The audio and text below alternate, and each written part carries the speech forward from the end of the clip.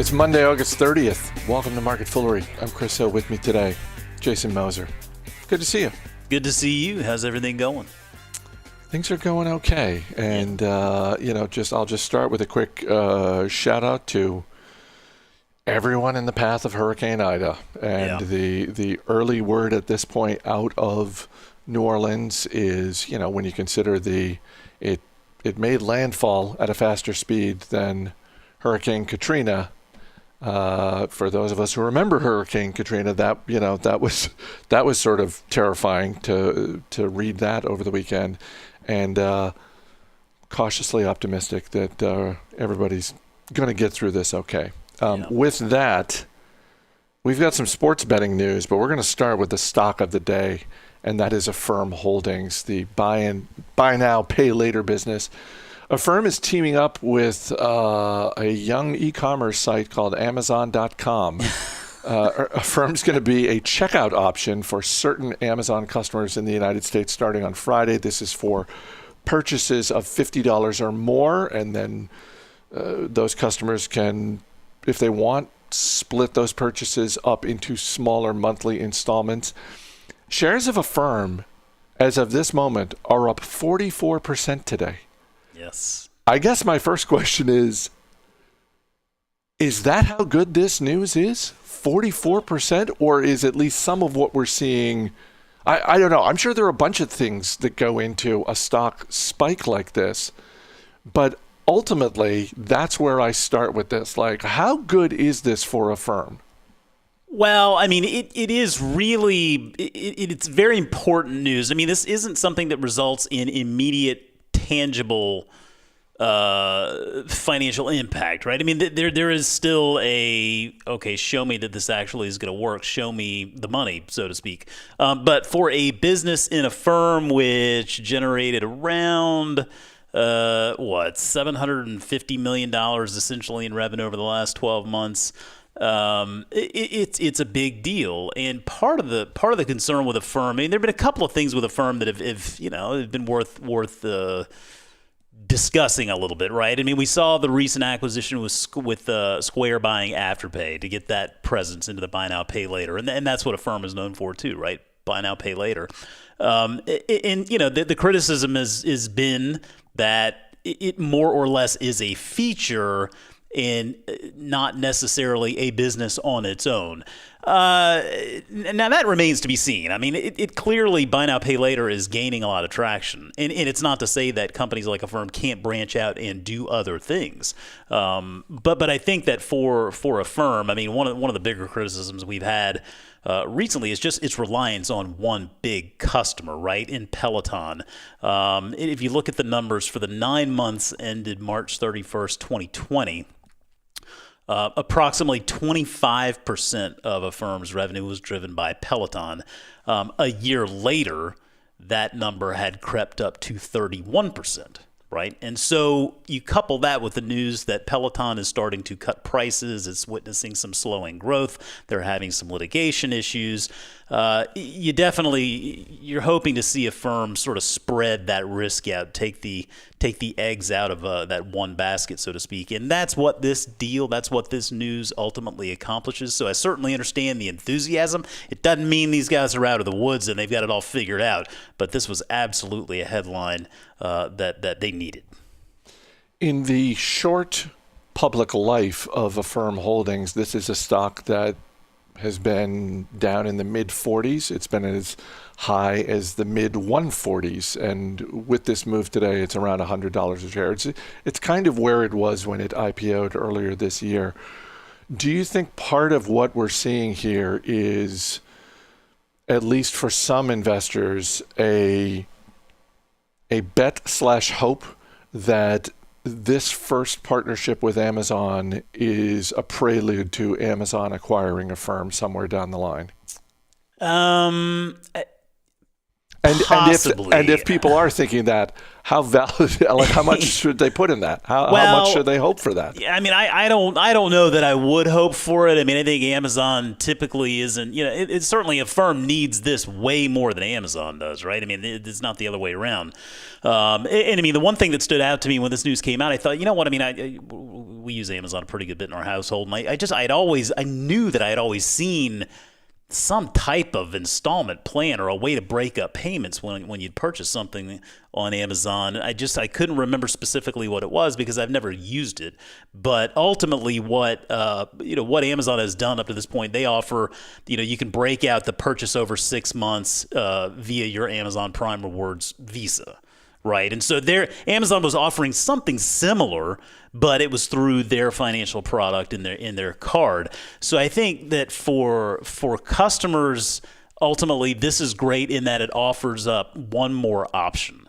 Now, it remains to be seen how utilized this option actually really is, because it's worth noting. I mean, this isn't just a firm breaking these purchases out and you just get them interest free. I mean, it depends on what you're buying and who you are. Some of these purchases will reflect interest, and so you have to sort of weigh that with folks who have an Amazon Prime Rewards Visa. Maybe they just want to continue to use that and get the points. Maybe the younger generations coming up into the world here have a more skeptical view of credit cards and don't want to consistently rely on just having to open credit cards, which is very understandable as well. I don't know that Amazon looks at this and says, wow, Affirm is just a company that we need, and this is going to be sort of the first step in really understanding how we can work better together.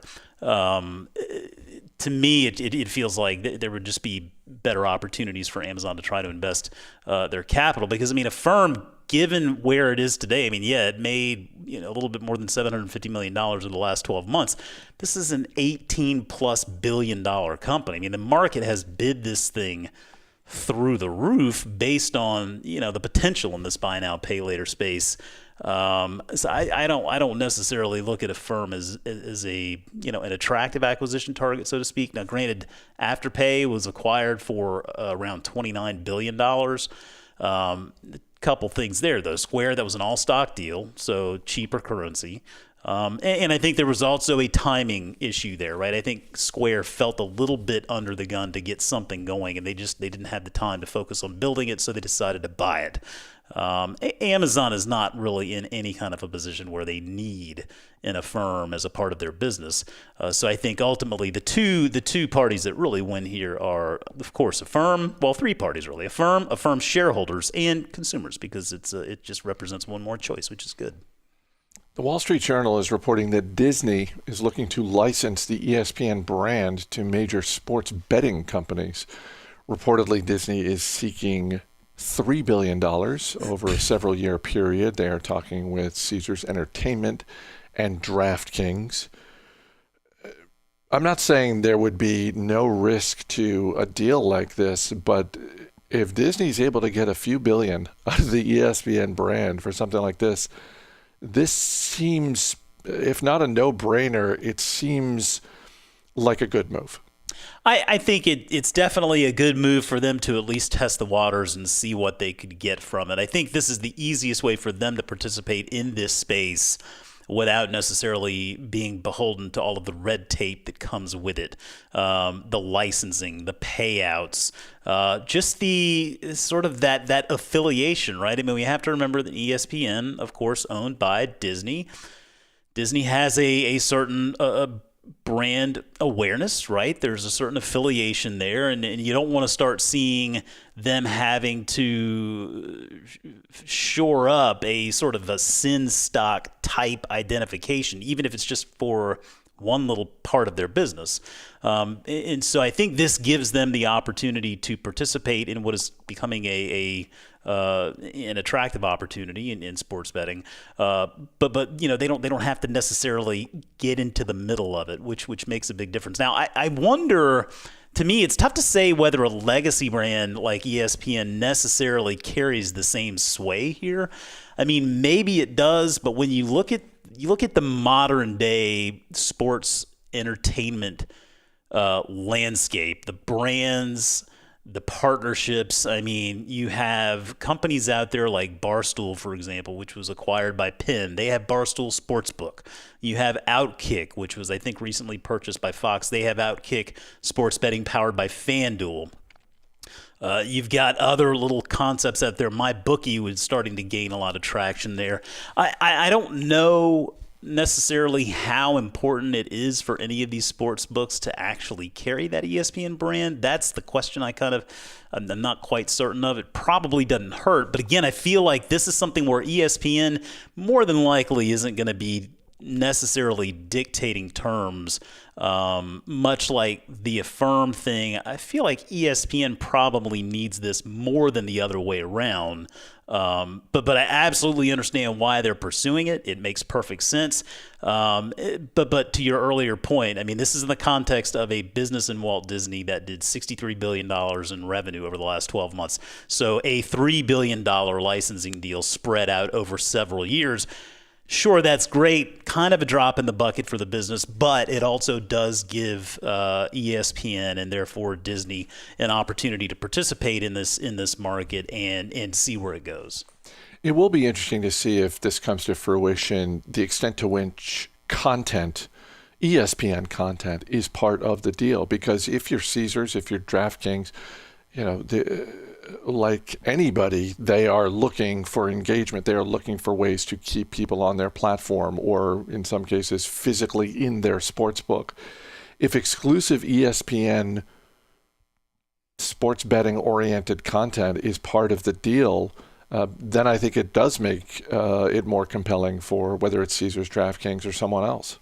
I think you're right. I think it's important that the folks involved with this, I think the folks involved with ESPN, I mean, it needs to be believable. I mean, these need to be, in other words, the content associated with this, it needs to be coming from people with skin in the game, right? People who know what they're doing, people who are making these bets, familiar with the betting landscape and how things work. I mean, you want people very familiar with this line of work to be out there delivering that content. Otherwise, it comes across, I think, as probably maybe a little bit disingenuous, right? I mean, I don't know if it comes across quite as believable as if you get it from something like a Barstool or an Outkick, for example, because they have built these parts of their business solely around this, and these folks, these guys there at companies like these, they eat, breathe, and live this stuff. And so I think that would be the one thing, is they would need to make sure that they get the talent, the individuals in place who really embrace this, right? Who really embrace it and know what they're doing. Otherwise, it comes across as probably a little bit half-hearted and maybe doesn't work out. Today is Warren Buffett's birthday. Happy 91st birthday to Mr. Buffett, who there's no chance whatsoever he's actually listening. Yeah. And among other things, I think this gives hope for people who don't have the best eating habits in the world. Because if you know anything about Warren Buffett and his daily morning visit to McDonald's for breakfast, his love of Dairy Queen, of Cherry Coke, again, it provides a little bit of hope for those of us who, aren't necessarily digging into that kale salad every night. You've prepared a list? You have a little birthday list for Mr. Buffett? Well, sure. I mean, listen, I've been following Mr. Buffett for as long as I've been following The Fool, which has been decade plus, and he's had a profound impact on me as an investor. There are 1,000,001 quotes out there from this guy, and they're all good. Some of them a little bit more folksy than others, but I picked 5 quotes that I think are just worth remembering, that make you smile, they'll make you think. But let's hit it here. So first quote is risk comes from not knowing what you are doing. And just put it into simpler terms, this doesn't even have to be specific to investing. I mean, ultimately, you got to know what you're doing, right? And I feel like these days we see, in the days of stonks and memes and Reddit and just My Wall Street Bets, I mean, it does feel like there's a lot of speculation, a lot of folks out there that maybe don't necessarily know what they're doing. It's not to say that can't work out for them. Maybe it does, but they're taking on a little bit more risk than probably needed to if they just they take a little time and get themselves educated. So that's one. Next one here, number 2, there seems to be some perverse human characteristic that likes to make easy things difficult. And I feel like, My mom has been telling me this for probably all of my life. She's been telling me I just make things way harder than they have to be. And maybe that's where I feel like I got this idea. Something I always say. I mean, maybe that's where this came from. I don't know. But it just, to me, investing is as easy or as difficult as you want to make it. And so I think that's why this quote resonated with me. There are a lot of things in life you just don't have to make it so difficult. But nevertheless, some people just really take joy, I guess, in making things as tough as they can. Next quote, number 3, unless you can watch your stock holding decline by 50% without becoming panic-stricken, you should not be in the stock market. And I could not agree with this more. Chris, I have had more than one holding get cut in half or worse. But they are businesses that I liked. They are businesses I believed in, and I saw those businesses and I saw their stock prices come roaring back over time simply because the business performed. You have to accept the fact that you're going to see that happen. That's why we advise diversification. That's why we advise knowing what you are doing. Back to that first quote. But you have to understand that you're going to see that in the short run, but it doesn't necessarily mean it's going to last. I've also been in that position, and I will just add that it certainly helps if you're able to extend your time horizon. Yes. Your stock drops 50% and you're like, I was thinking about I was going to sell this in the next year or so. It's like, it's, if you can make that 5, 10, 20 years, you sleep better at night. Easily, absolutely. And this next quote, buy into a company because you want to own it, not because you want the stock to go up. I mean, this is exactly in line with the way we invest here at The Fool, business-focused investing. And it's exactly how I taught my daughters from the very beginning. We're not, buying these lottery tickets, so to speak, like Peter Lynch would say. We're buying into businesses. Find these businesses that you like, a business and a company that you want to be an owner of. The stock is just the instrument that gives you that ownership. And so I think it's important to view that perspective there. We're focusing on buying into the business. The stock is just the instrument that gives us the ownership. And then finally, this one, it's a little humor, I think, but I think the underlying point's a very important one. You can't produce a baby in 1 month by getting 9 women pregnant, Chris. You know this, I know this. I think a lot of folks know this. Yet, for so many investors out there, they just don't have the patience. They want to get rich quick. That's not how it works. You got to take the longer view. See the forest for the trees. Understand that good things do take time, and you will certainly be a better investor for it. Happy birthday, Mr. Buffett. Jason Moser, Sir. Thanks for being here. Thank you. As always, people on the program may have interest in the stocks they talk about. On the Motley Fool may have formal recommendations for or against, so don't buy or sell stocks based solely on what you hear. That's going to do it for this edition of Market Foolery. The show's mixed by Dan Boyd. I'm Chris Hill. Thanks for listening. We'll see you tomorrow.